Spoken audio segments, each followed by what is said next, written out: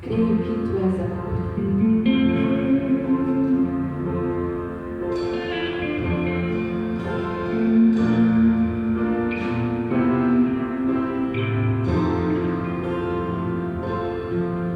Me escutas quando clamo e acalma o meu pensar, Senhor. Me levas pelo fogo, curando todo o meu ser.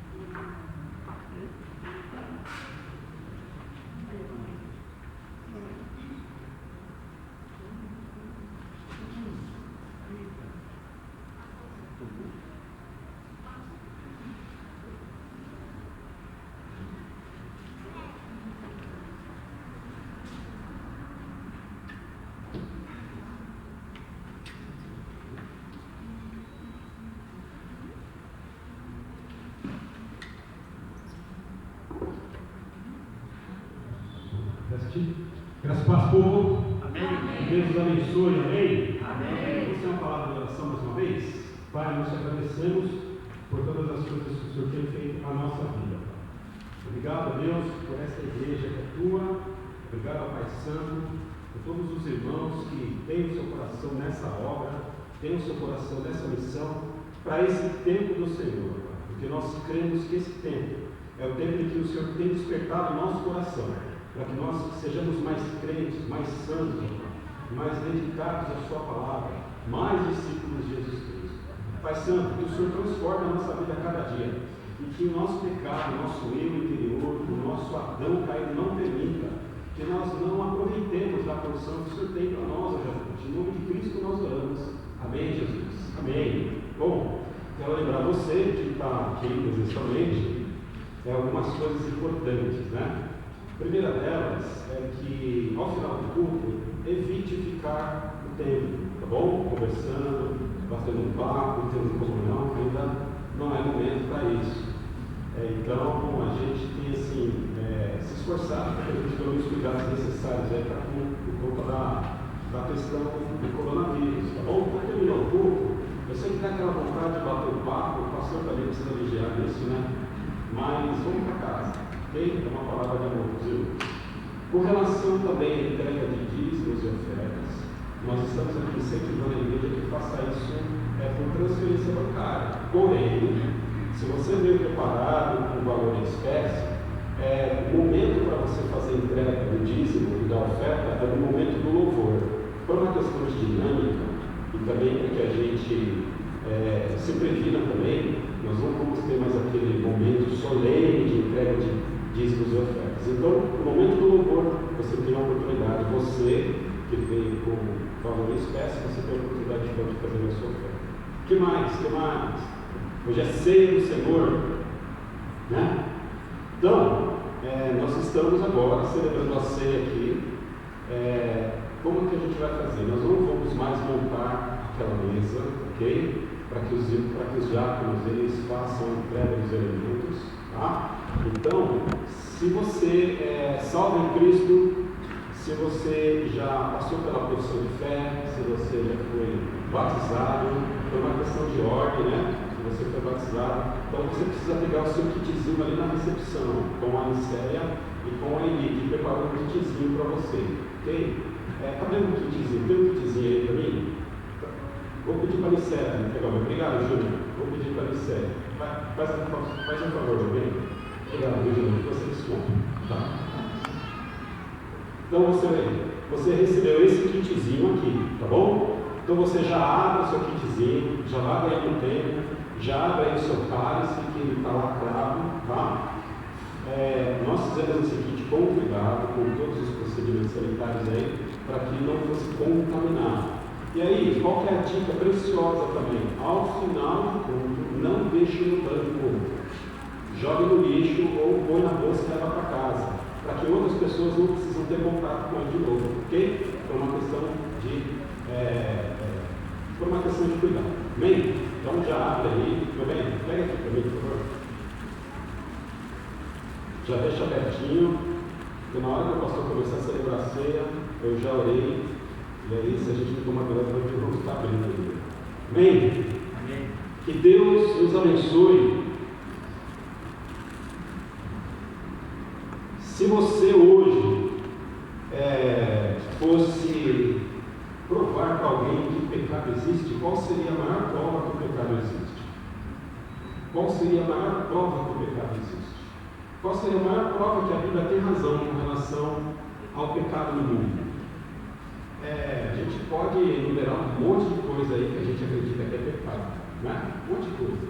Falta de educação, enfim, mentira, querer pegar o pastor depois do culto, né? Um monte de coisa que pode, de fato, revelar que o pecado existe. Mas, toda vez que eu vou num cemitério, ali para mim é a maior prova de que, de fato, o pecado existe. Porque a morte ela é resultado do pecado. Então, quando nós fomos criados sem pecado. Ou pelo menos eu estou aqui me referindo A Adão, eu estou me referindo aqui a Eva. Por conta do pecado no mundo entrou o quê? A morte. Por conta do pecado no mundo entrou a dor, entrou a guerra, entrou a falta de paz, entrou a briga entre famílias. Primeira briga entre família foi de Caim e Abel, síndrome de Caim, a briga entre os irmãos, né? E tudo isso é resultado do pecado que nós herdamos. Porém, olha que interessante, lá em Gênesis capítulo 3, verso 15, a gente tem a grande informação de que Jesus viria para poder resolver essa bagunça toda chamada pecado. E louvado seja Deus por isso. Nós ainda continuamos morrendo, a gente ainda continua brigando, a gente ainda continua pecando, mas louvado seja Deus porque nós temos a esperança de que um dia toda essa mazela, toda essa culpa, toda essa dor que a gente sente, toda essa tristeza, isso vai ficar para trás. Isso vai ficar para trás. Haverá um dia em que nós seremos plenamente curados. Haverá um dia em que nós seremos plenamente glorificados com Deus. Até lá, a gente precisa se esforçar para que a gente caminhe junto, para que a gente tenha santidade diante de Deus, para que a gente se esforce naquilo que Ele tem para nós. E nós sofremos, né? Eu já perdi meu pai, eu já perdi minha mãe, eu já perdi meu sogro, já perdi minha sogra por conta da morte, né? Nós já vivemos momentos em que parentes da nossa família ficaram hospitalizados. Nesse exato momento nós temos irmãos aqui, irmãs da igreja que estão hospitalizados, né? A mãe da Tavinha, a irmã Val, nesse exato momento ela está hospitalizada. E tudo isso por conta de pecado.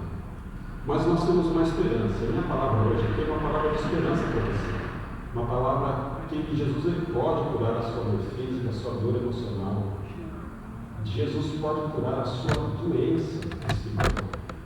E se nós não tomarmos cuidado, nós vamos começar a acreditar que nós não precisamos que Jesus Cristo visite o nosso coração para poder trazer cura a nós. Jesus é o médico dos médicos. E Ele pode curar as nossas esquisitices. Ele pode curar a nossa ira. Ele pode curar tudo aquilo de ruim que nós herdamos do pecado. Então a minha palavra hoje é uma palavra de esperança para você. Às vezes nós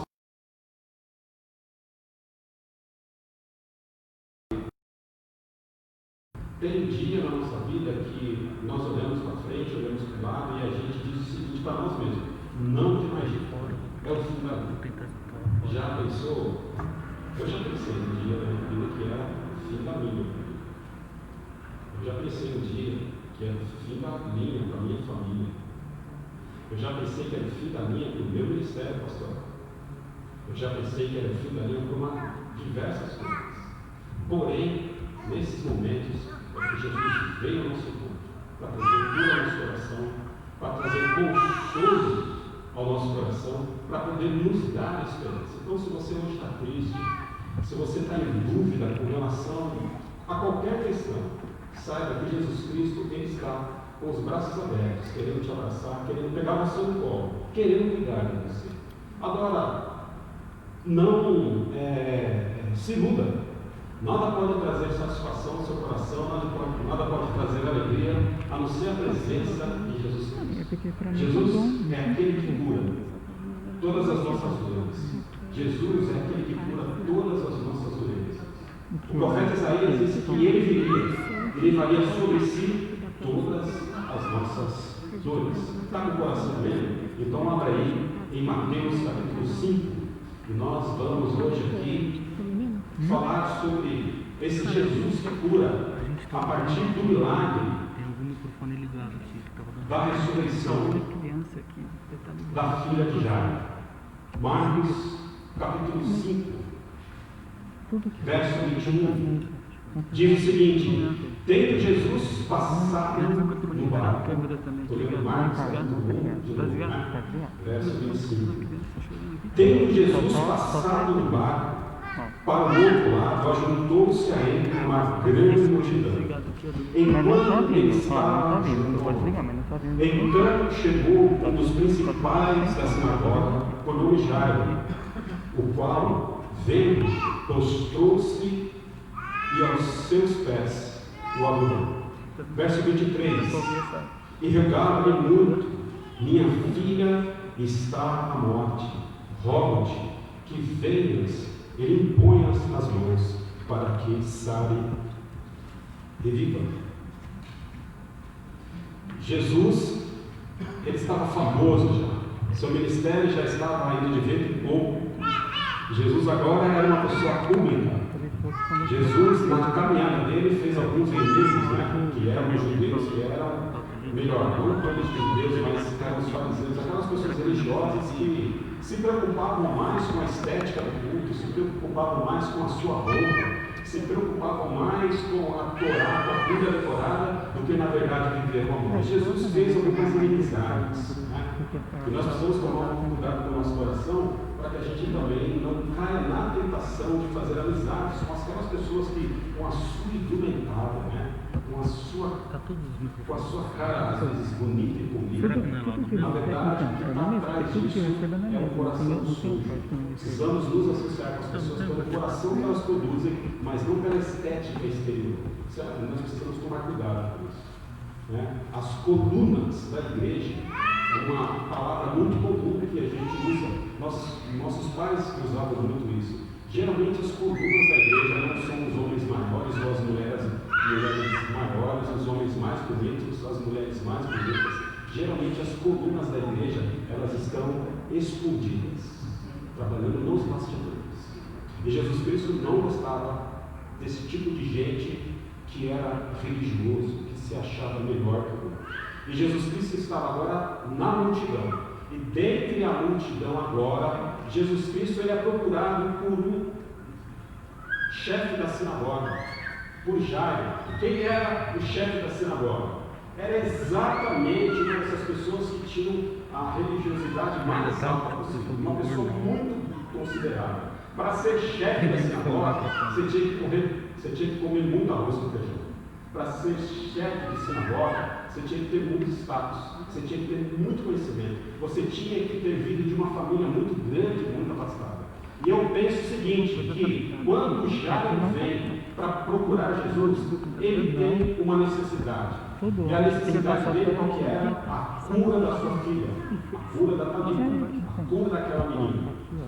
Jairo, então, ele quebra todos os protocolos. Ele já percebeu que os melhores médicos da época não podiam resolver esse problema. Ele já tinha percebido que a única saída que ele tinha era Jesus Cristo. Ele já tinha percebido que a única esperança que ele tinha para poder resolver o problema dele, a família dele, era Jesus. E então ele faz o que? Ele procura Jesus. Às vezes nós precisamos chegar ao limite das questões na nossa casa. Queridos, olha só, às vezes a gente precisa chegar ao extremo dos problemas da nossa casa para que a gente procure Jesus. Porque enquanto a gente está conseguindo liquidar o problema, enquanto a gente está conseguindo de alguma forma passar por cima daquilo, nós não procuramos Jesus. Mas chega um determinado momento da nossa vida que o marido não vai ajudar, que a esposa não vai ajudar, que os filhos não vão ajudar, que os irmãos não vão ajudar. Chega um determinado momento na vida que só Jesus pode trazer restauração ao nosso lar. E Jairo tinha um grande problema no lar. Qual que era? A filha dele estava prestes a morrer. E ele tinha o quê? Grana. Jairo tinha dinheiro. Jairo era uma pessoa pública, um chefe de sinagoga. Então ele tinha todos os recursos do momento para poder usar. Mas ele usa todos os seus recursos. Ele começa a perceber que a sua riqueza, que o seu status, que o seu conhecimento da Torá, ele começa a perceber que o título que ele tinha não valia de nada. E agora ele entra numa situação difícil. E por que uma situação difícil? Porque, meus irmãos, uma coisa é um pobre, um cego, um coxo, um mudo procurar Jesus. Outra coisa era Jairo, o chefe da sinagoga. Como que ele ia explicar agora para os seus que ele precisava se humilhar, se rebaixar e procurar Jesus para que Jesus pudesse trazer esperança à vida dele. Então, a primeira lição que o texto traz para nós aqui é que nós não devemos nos importar com relação à opinião dos outros, a recorrer à cura de Jesus, a buscar Jesus. Tem muita gente Muitas pessoas que ainda não se decidiram por Cristo, porque está preocupado com o pai, está preocupado com a mãe, está preocupado com a esposa. O que vão falar se eu sou crente? O que vão falar comigo? Cheguei para o Gabriel esses dias, né? Que vai começar a trabalhar agora, louvado seja Deus. E a gente, inclusive, está numa grande expectativa sobre o trabalho do Gabriel, porque o primeiro salário dele já está totalmente comprometido pela família. Já está totalmente comprometido. Então a gente ainda está tentando descobrir como nós vamos gastar o salário dele, em que restaurante, em que churrascaria, né? Mas já a ideia é dizer que o Gabriel... Eu acho que a gente vai precisar fazer um reset, cara. Vai cortar. Se a gente consegue desabilitar e habilitar o áudio rápido. Já estou se tiver, porque não adianta adiar essas coisas. Não adianta nós nos escondermos de que nós somos. Porque se nós estivermos preocupados com o que os outros vão falar da nossa vida, no último dia, quando Jesus Cristo chamar a gente, quando nós sentarmos no colinho dele, não vamos ter desculpa de que, sabe por quê? Foi meu pai que não gostava, foi a minha mamãe que não gostava. Imagina se pudesse falar isso no meu trabalho. Vão dizer que eu sou crente e é aquele dito popular, né? Matou, roubou, fez um monte de coisa errada e agora está dizendo que é crente. Então, nós precisamos... Os aplicativos acessam esse microfone, vou desabilitar. Jairo.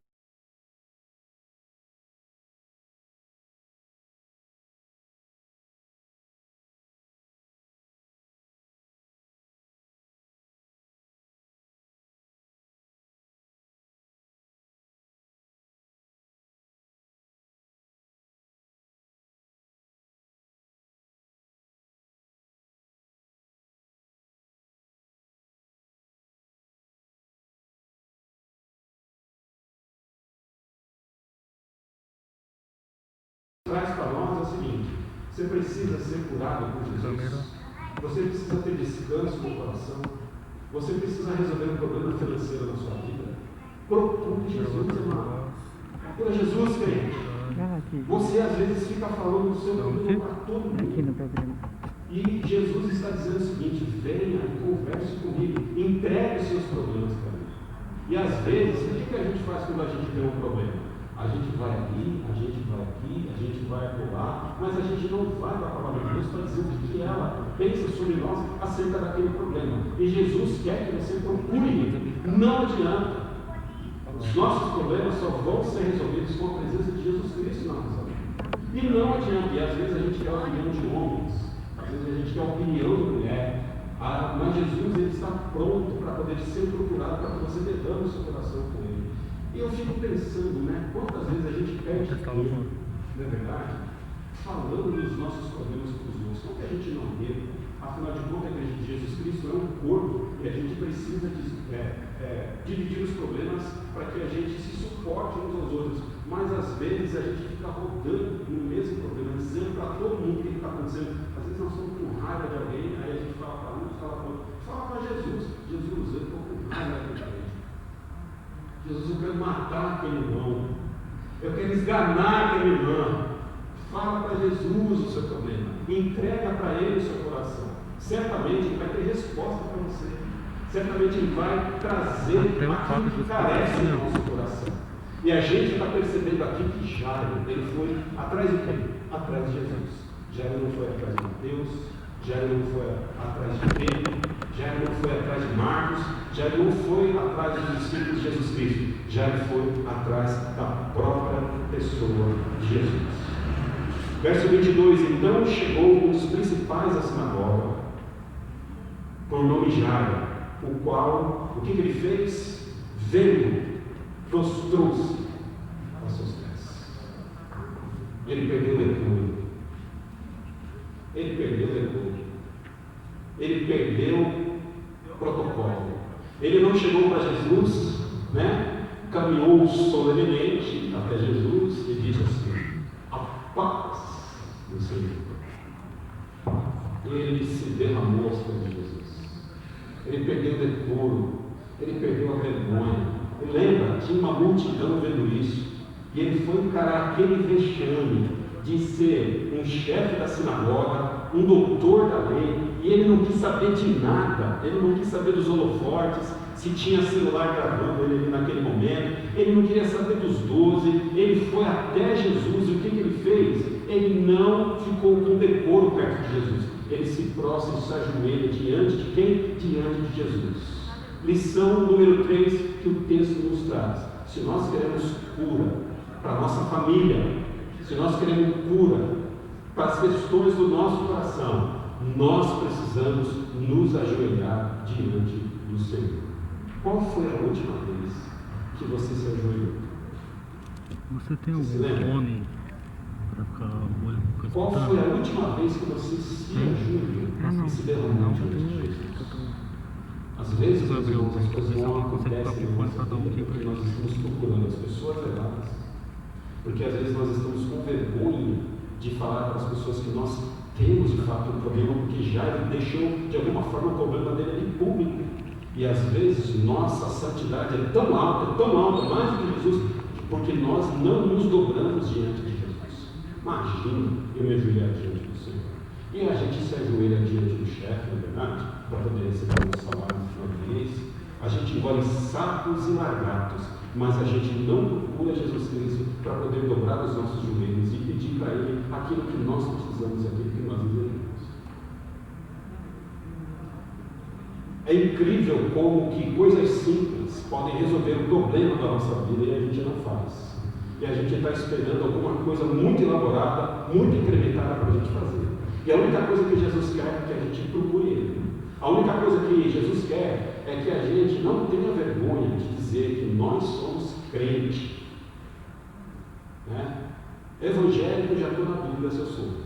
Mas que eu sou salvo em Jesus Cristo, pela graça ali se eu sou. Mas nós não precisamos ter vergonha de dizer que somos. Porque nós não tínhamos vergonha de ficar envolto a muitas coisas no passado, depois que Jesus, antes de Jesus recuperar a nossa vida do pecado. Nós precisamos procurar Jesus. Varão, varoa, para de ficar procurando, pulando, entrando, falando. Procure Jesus. Feche um pouquinho a sua boca, entra no seu quarto secreto e coloca as suas necessidades do coração para esse Jesus. E rogava-lhe muito. E qual era o pedido de Jairo? Não era qualquer pedido. Verso 23. E rogava-lhe muito: minha filha está à morte, ela está prestes a morrer. Rogo-te que venhas e me imponhas as mãos para que saia e viva. A minha filha está à beira da morte. Essa menina tinha 12 anos de idade. Nós não sabemos qual era o problema dela. E ela estava à beira da morte. E já lhe faz um único pedido: eu quero que o Senhor vá até lá, Jesus, e apenas toque na minha filha, porque eu sei que minha filha vai ser curada. Pense numa fé. É só o Senhor tocar nela que ela é curada. É só isso que eu preciso. Que o Senhor toque nela que ela é curada. Essa é a fé de Jairo. A fé de um pai desesperado. A fé de um homem de família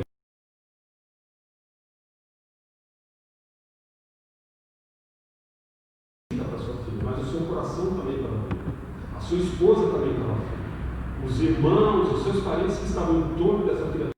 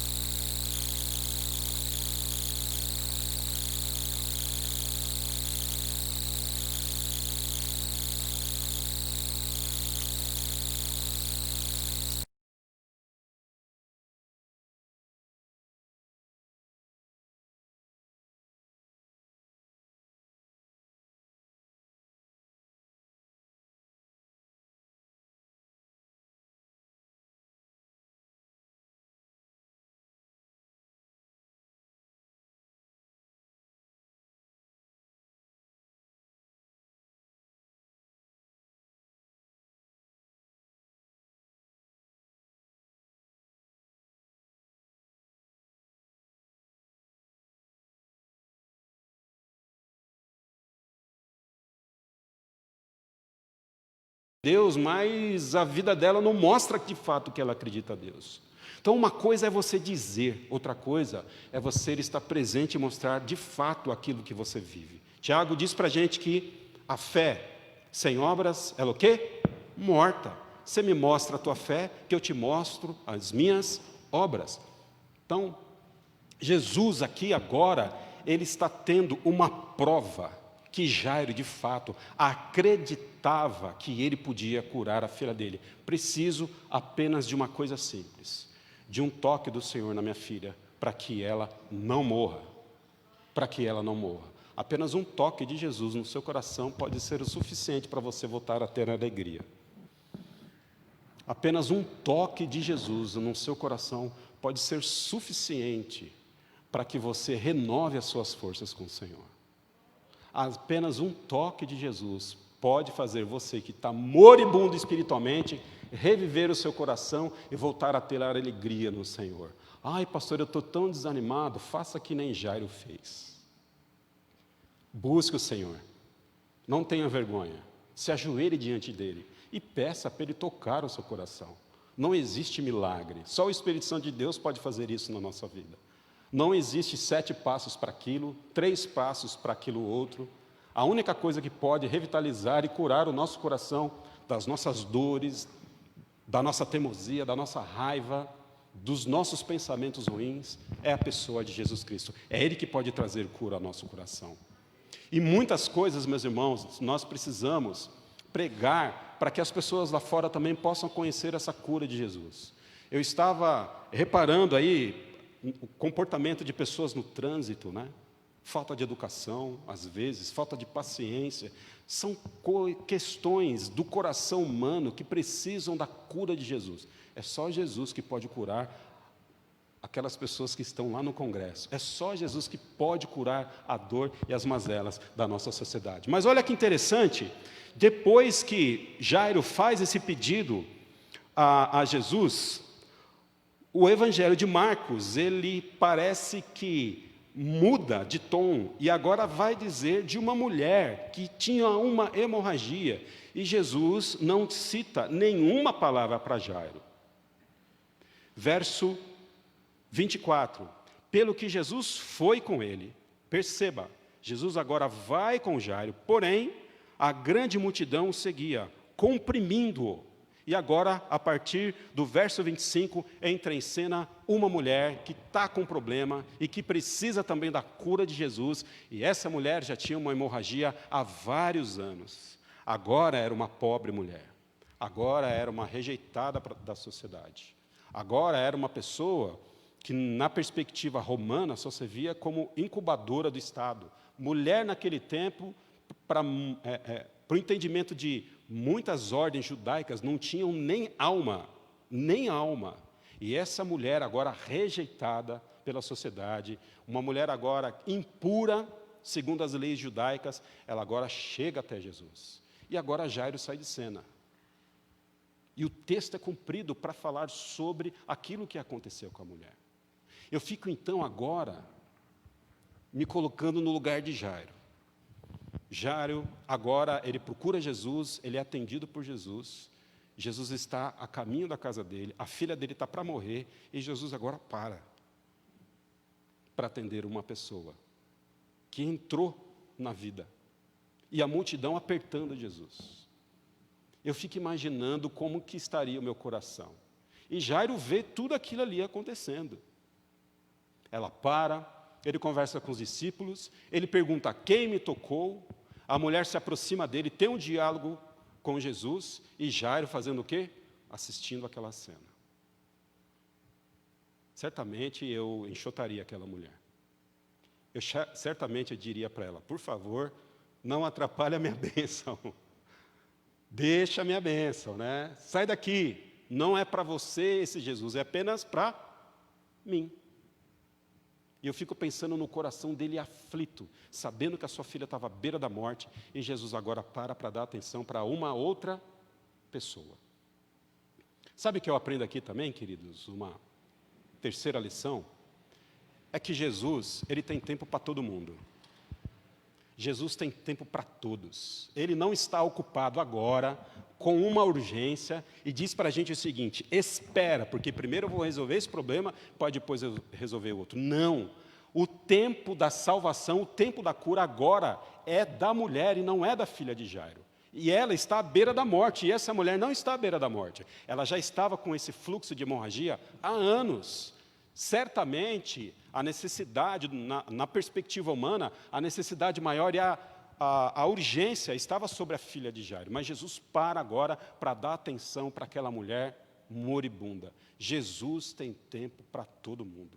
Jesus escuta a todos, Ele está aberto, querendo que você o procure, porque Ele tem tempo para você. Às vezes a gente pensa o seguinte: eu oro, eu peço a Deus, eu trabalho, mas Jesus não me escuta. Ele está te escutando.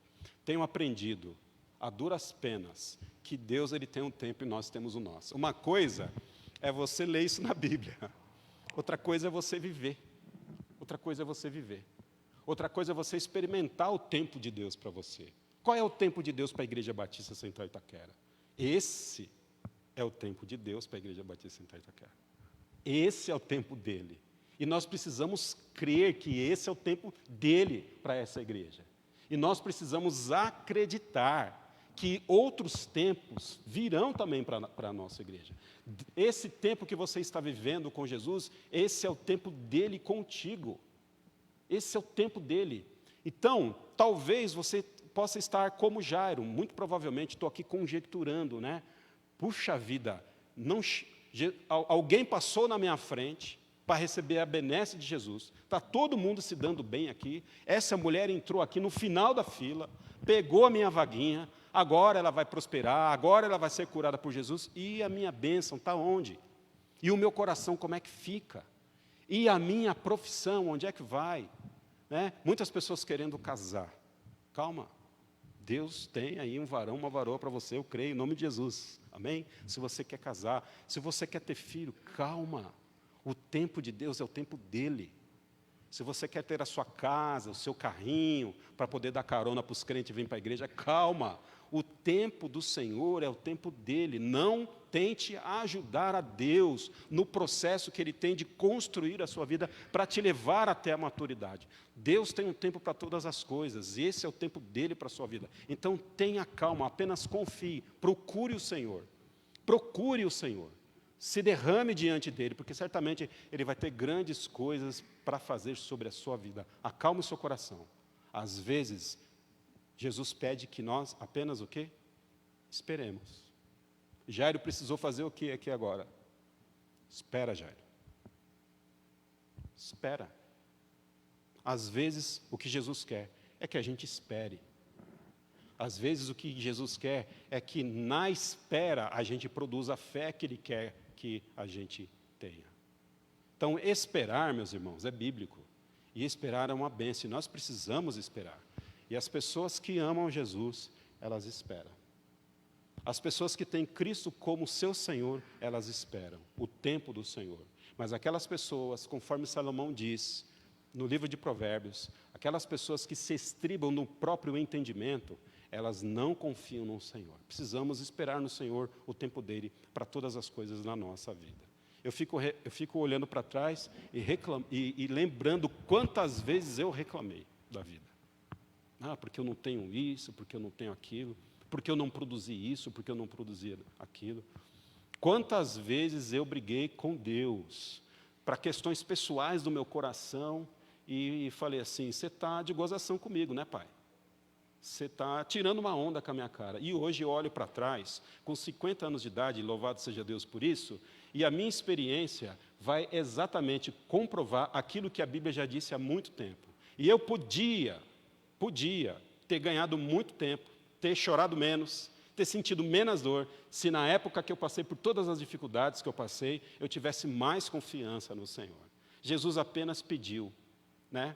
De forma subliminar ali, Jesus apenas pediu para que Jairo esperasse, porque certamente Jesus iria resolver ali as questões da sua casa. Aí a mulher, ela é então restaurada, a mulher agora, ela é curada, e mais uma vez, a filha de Jairo, mais uma vez, a história da cura da filha de Jairo entra no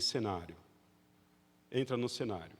Verso 33, então a mulher que sabia o que lhe tinha acontecido, temendo e tremendo, aproximou-se e prostrou-se diante dele e declarou toda a verdade. Verso 34, ele lhe disse, filha, a tua fé te salvou. Vai em paz e sê curada deste teu mal. Quem cura é Jesus ou é a nossa fé? Quem cura? Jesus quem cura ou é a nossa fé que cura? Jesus é quem cura. Ele é o médico dos médicos.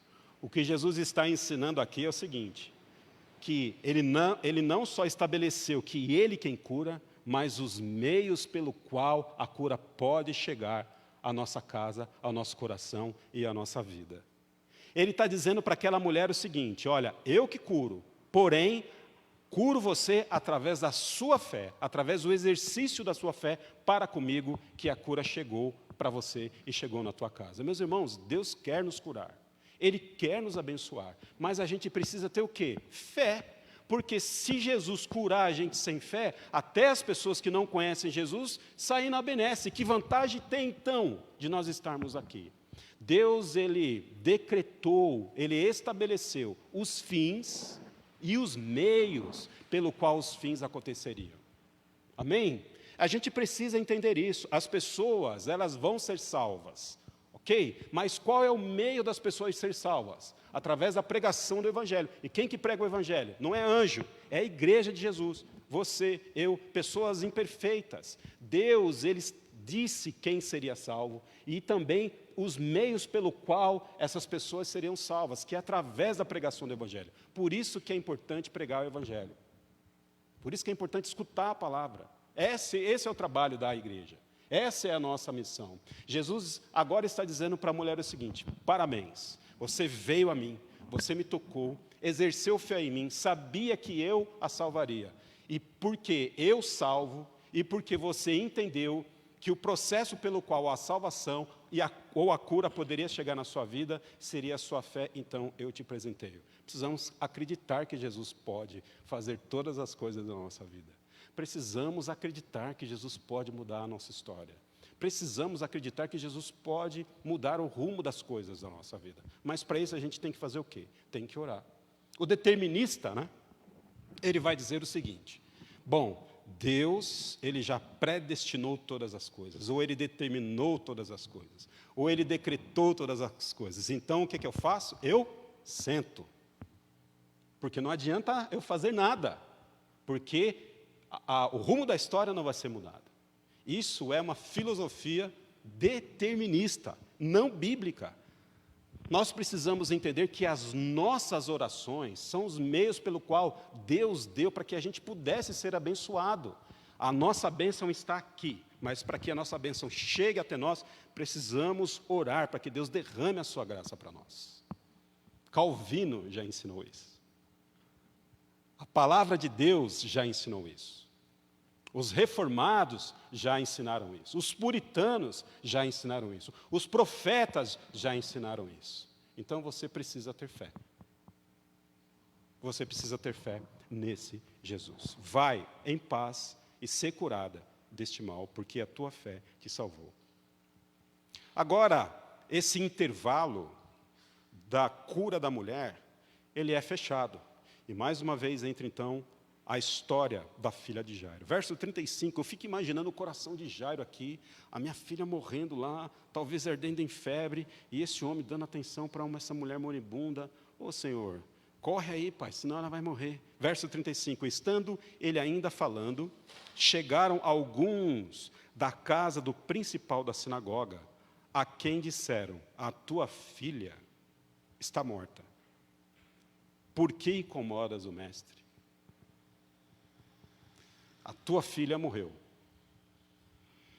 Talvez o pensamento de Jairo. Jesus, chegou atrasado. Jesus, você não respondeu às minhas súplicas na hora que eu precisava, o pior aconteceu. Jesus, o Senhor não deu a devida urgência para as necessidades do meu coração e da minha casa. o Senhor atrasou demais e agora não tem mais o que fazer. Às vezes, meus irmãos, nós acreditamos de fato que Jesus, Ele demora com a gente, que Ele se atrasa com a gente, que Ele não está nem aí para nós. A gente chora, a gente grita, a gente bate, parece que Jesus não nos ouve. Agora, Jesus, ao atender uma mulher, uma necessidade, agora, nesse intervalo, chegam até Jesus e a Jairo, os servos de Jairo, e diz o seguinte: pare de importunar agora Jesus, não adianta mais, não tem mais jeito. Pare de importunar Jesus, porque sua filha está morta e não tem mais nada o que fazer. Verso 36. Porém, Jesus, tendo ouvido estas palavras, disse ao principal da sinagoga. O que ele disse? Não temas, crê somente. Deus está dizendo para você hoje, através da palavra dele, que está escrito aqui em Marcos capítulo 5, não temas, crê somente. A Bíblia está dizendo para você também, não temas, crê somente. Está com medinho? Fica com medinho não, apenas crê. Duas coisas que você tem que fazer diante da sua fé: não temer, apenas crer que Jesus vai realizar a obra na sua casa, que Ele vai realizar a obra na sua vida. Meus irmãos, a única coisa que Jesus Cristo pede para nós é que nós creiamos nele, para que a gente espere o tempo dele. Às vezes, precisa algumas coisas ruins acontecer na nossa vida, para a gente ser envergonhado, para que a gente apenas estabeleça uma melhor crença nesse Jesus, para que a gente não tema, porque enquanto os recursos estiverem ao nosso redor, a gente está usando os nossos recursos. Quando seca a fonte, a única coisa que a gente pode fazer é o quê? Crer em Cristo, não temer e crer somente. Não temas, não tenha medo. Não tenha medo. Talvez, eu não sei qual é o problema da sua casa, né? Eu não estou aqui usando de clichê, né? Não estou usando de clichê, mas eu não conheço o seu coração. Eu não conheço o problema da sua casa, suas necessidades. Eu não sei onde é que você se enfiou. Eu não sei em que curral, ou aquele lugar de porco, eu não sei onde é que o porco vive, como é que chama aquele negócio lá? Eu não sei em que chiqueiro você se meteu, em que lama de que lama que você se lambuzou, mas não tema, crê somente, porque a filha de Jairo estava o quê? Morta. E Jesus está dizendo o seguinte: calma o coração, não temas, crê somente. Uma coisa é ela estar na UTI, outra coisa é ela estar entre a vida e a morte, outra coisa é ela estar desenganada pelo médico, mas ela está respirando, mas ela tinha parado de respirar. E Jesus está dizendo para aquele homem: calma. Meus irmãos, esse é o nosso Jesus, o Jesus que venceu a morte, o Jesus que diz para a gente, mesmo diante de situações extremas, para que a gente não tema, para que a gente creia. BCI, vocês precisam acreditar nesse ministério. Meus irmãos, essa é uma igreja local de Cristo, foi Ele que morreu para que essa igreja pudesse estar aberta. Essa igreja aqui não foi o pastor Marcelo que fundou, não foi o pastor Eliakim que fundou, não foi o pastor Haroldo que fundou, o pastor Ivan e outros pastores. Quem fundou essa igreja foi a própria pessoa de Jesus Cristo, quando Ele derramou o sangue dele no Calvário. E nós estamos com medo do quê? Precisamos avançar, porque Jesus é o cabeça da igreja. E às vezes a gente tem medinho. Quem que tem que ter medo é o diabo. Quem tem que ter medo é o capiroto. Nós somos filhos do Senhor, nós somos eleitos do Senhor, nós somos raça eleita, pela graça, não por merecimento. Por isso nós não temos que temer. Corpo diaconal, não tema. Diretoria da igreja, não tema. Equipe de louvor, não tema. Nós não podemos temer. Não podemos temer, porque essa igreja é de Jesus. E nós temos prova, durante 57 anos, que essa igreja de fato é de Jesus. Então, pega o seu medo e bota ele para fora do teu coração. Jesus, Ele está falando para você parar de ser medroso. Calma aí, o seu emprego vai sair. Calma aí, a tua esposa vai chegar. O teu problema vai ser resolvido, mas você precisa não temer.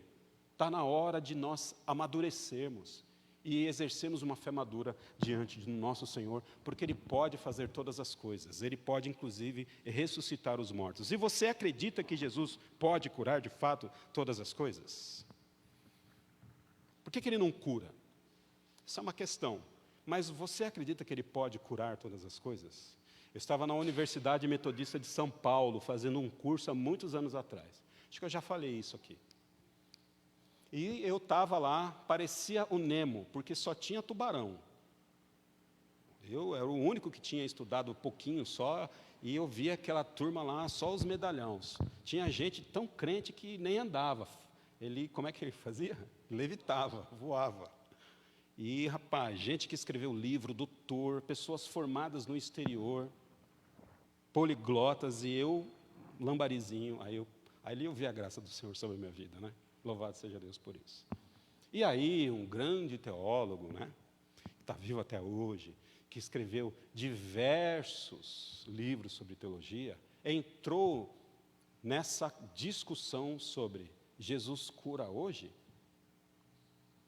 Ele ressuscita mortos hoje? Ou isso ficou no passado? Qual seria a sua resposta para isso? Você crê que Jesus Cristo pode ressuscitar um morto?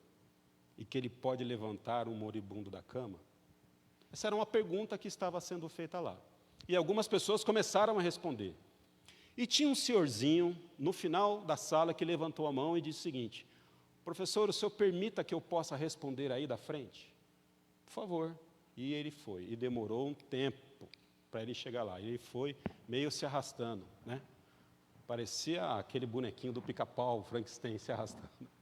Uma perna torta, meio cego de um olho, não falava direito, a mão um pouco torta, cheio de cicatriz no corpo. Mal a gente conseguia ouvir o que ele dizia.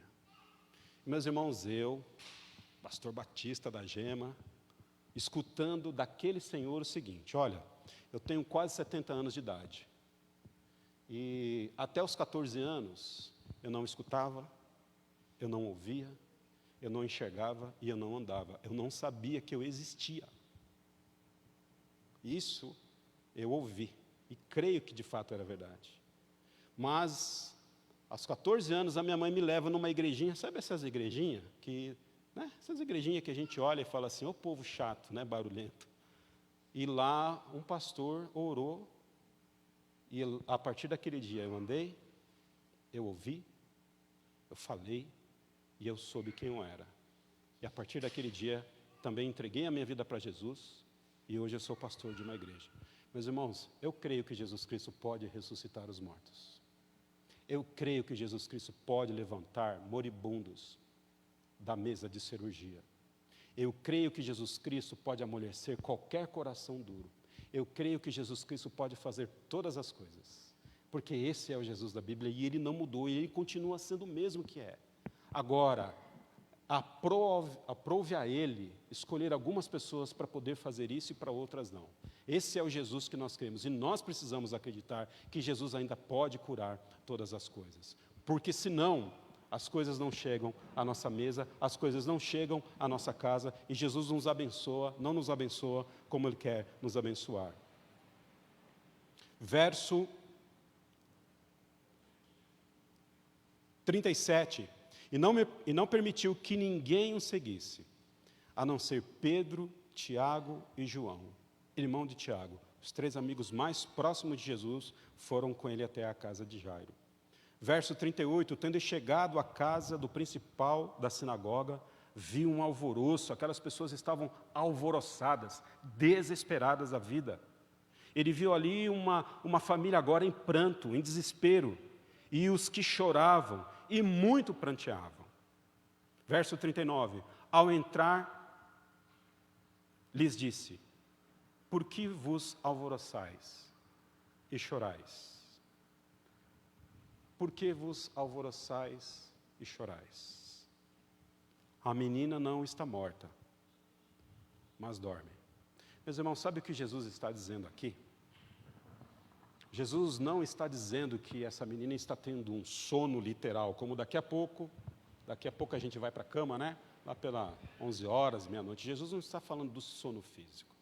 Jesus está dizendo ali para aquele povo que era judeu, que conhecia a Torá, que conhecia as Escrituras, dizendo para eles o seguinte: vocês não ouviram falar na ressurreição do último dia? Ela não está morta, mas haverá um dia de ela ressurgir. Jesus agora está fazendo teologia com aquele povo, apontando lá para frente. O que eu quero aqui mostrar para os irmãos? Nossa vida não é daqui. Meus irmãos, a nossa vida não é daqui.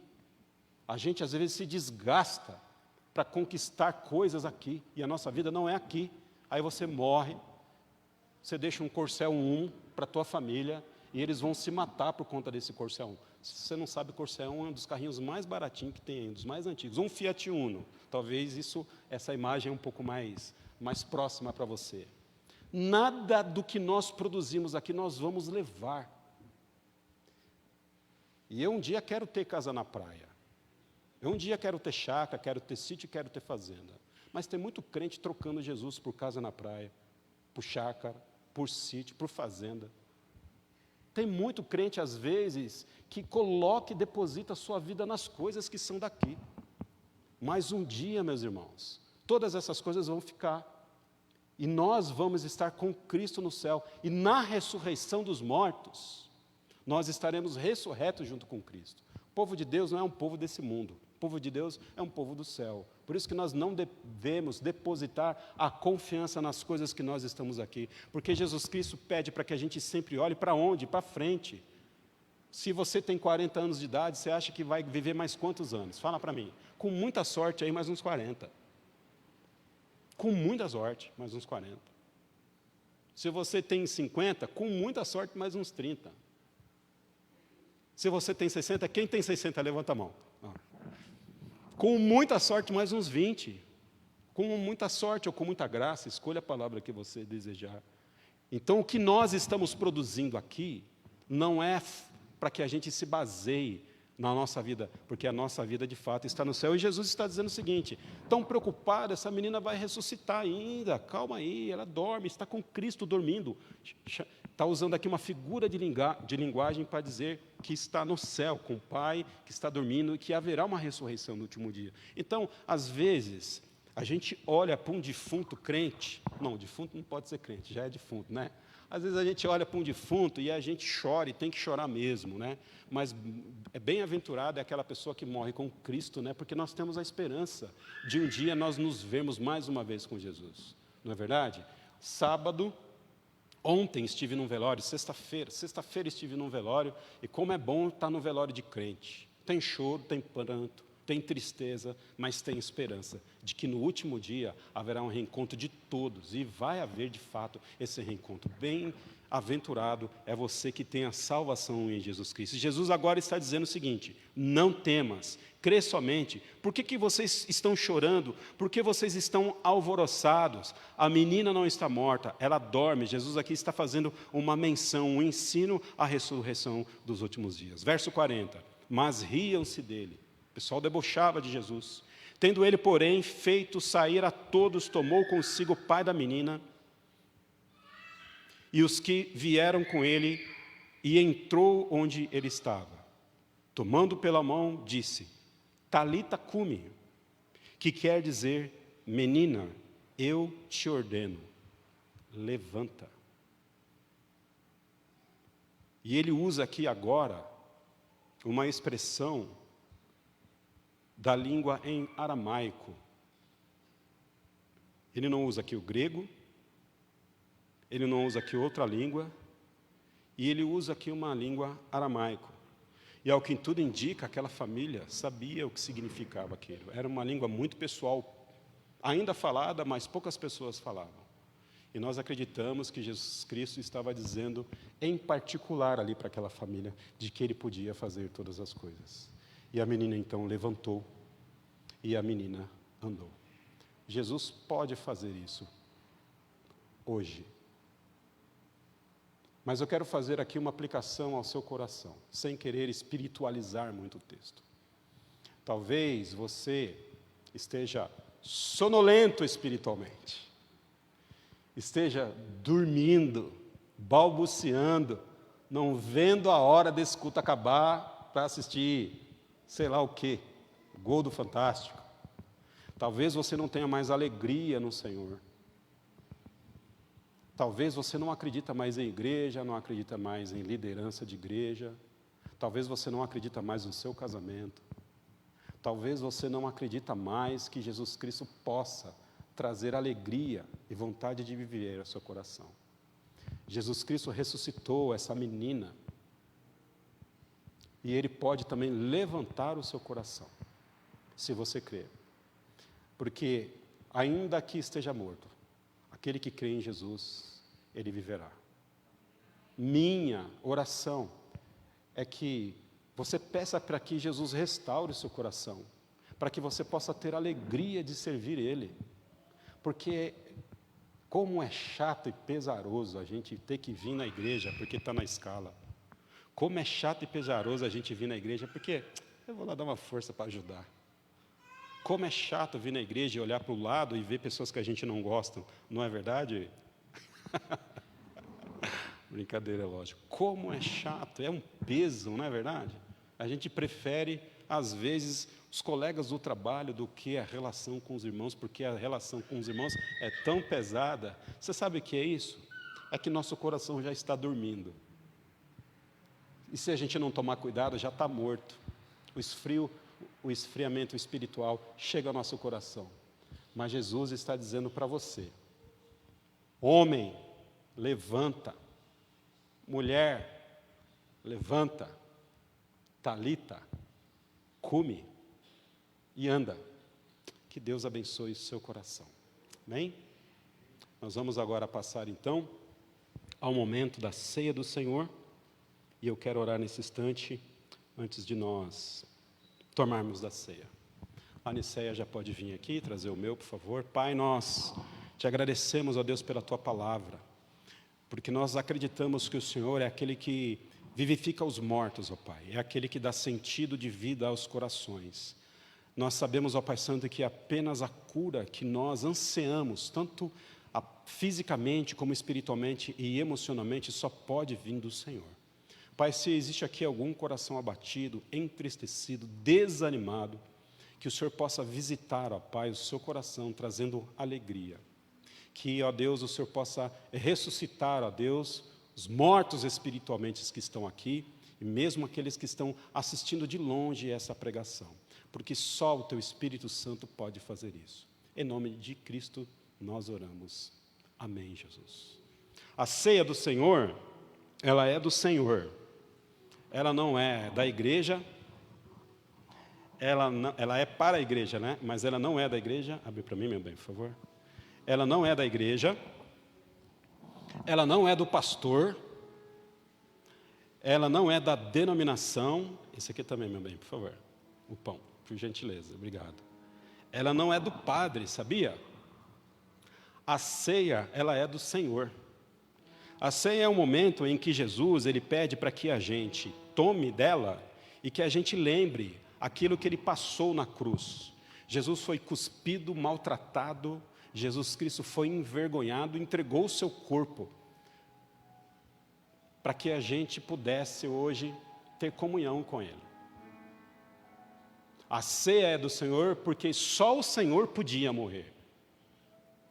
Você não podia morrer na cruz para pagar os seus pecados.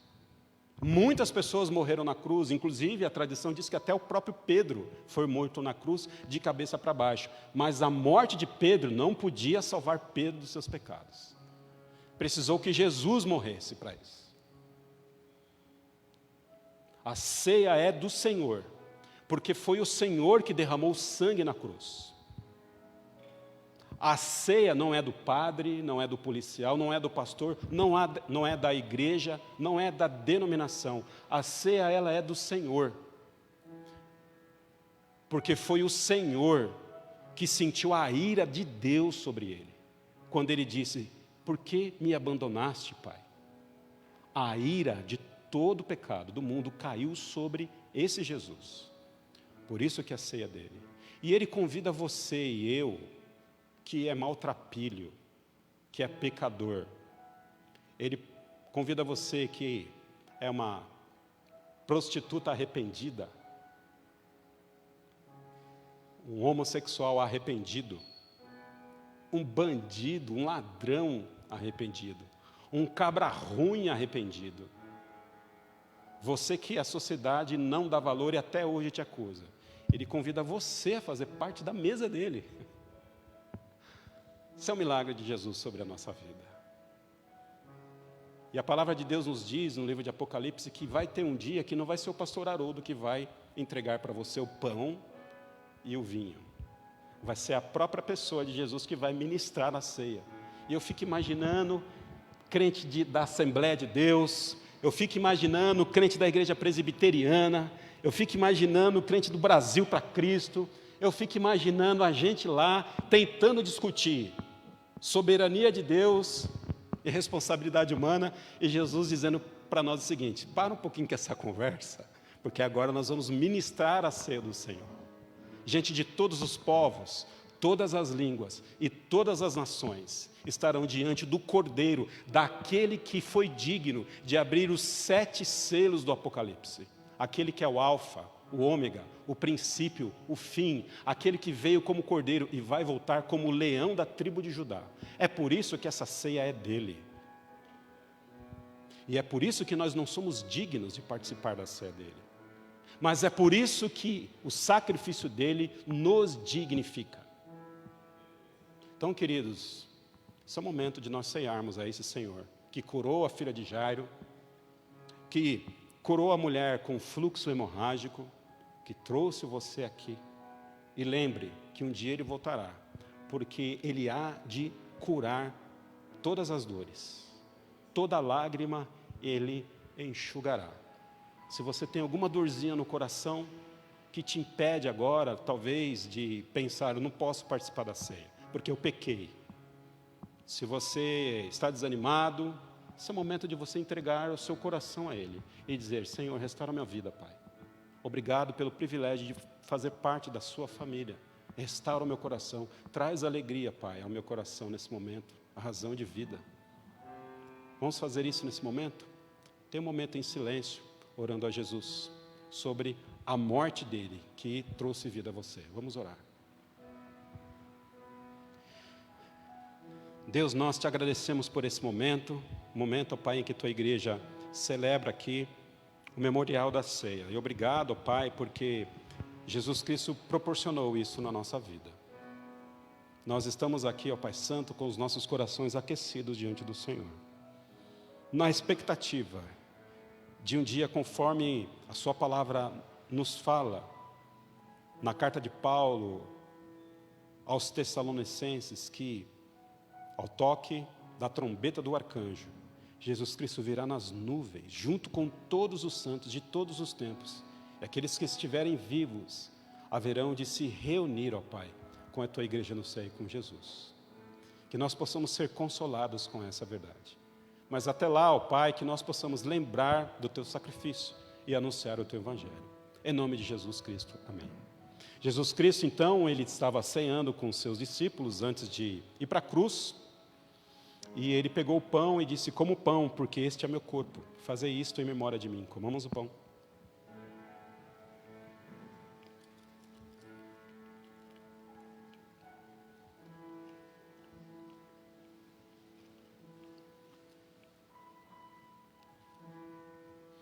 Da mesma forma, Jesus tomou um cálice e ele deu do seu cálice aos seus discípulos e disse o seguinte: bebam desse cálice, porque ele é meu sangue, que tenho derramado por vós.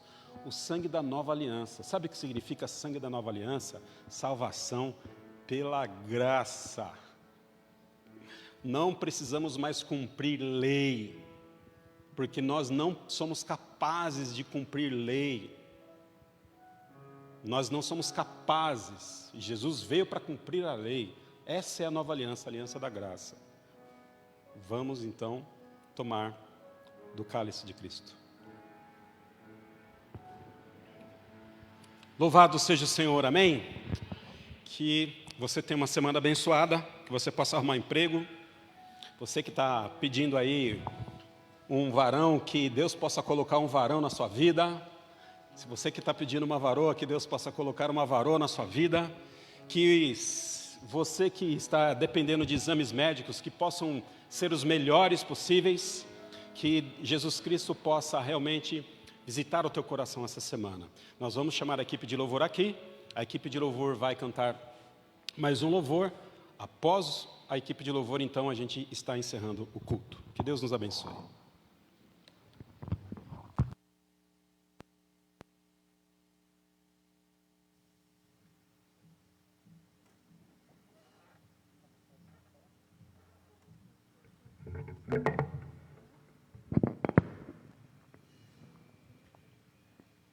Vamos colocar de pé, adorar o Senhor.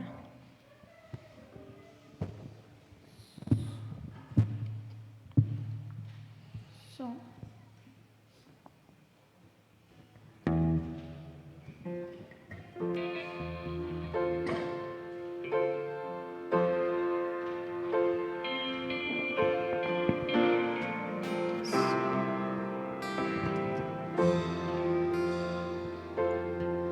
Me escutas quando clamo e acalma o meu pensar.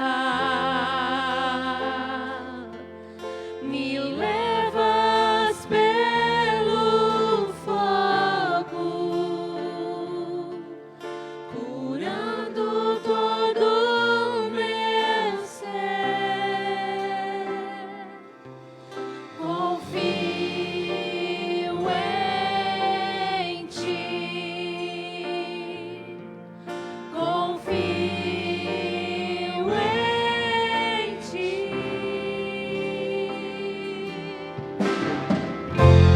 Creio que tu és a cura, creio que és tudo para mim.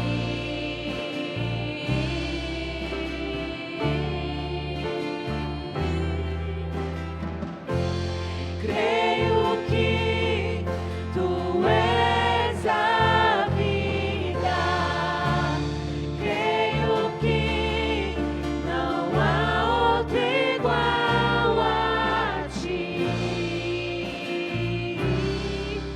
Jesus, eu preciso de ti.